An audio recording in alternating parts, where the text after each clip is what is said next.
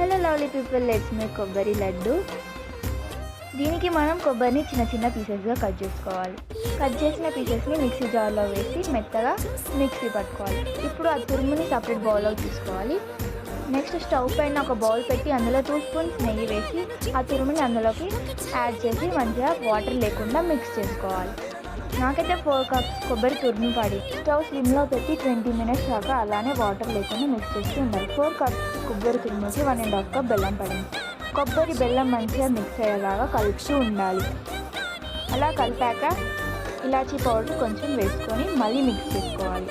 Mix చేసుకున్న తర్వాత stove off చేసి 3 స్పూన్స్ నెయ్యి వేసుకోవాలి. వేసుకున్న తర్వాత కలుపుకొని ఆ బౌల్ని పక్కకు పెట్టేసి చల్లారేంత వరకు ఉంచాలి. చల్లారిన తర్వాత మన లడ్డు ప్రిపరేషన్ స్టార్ట్ చేయాలి.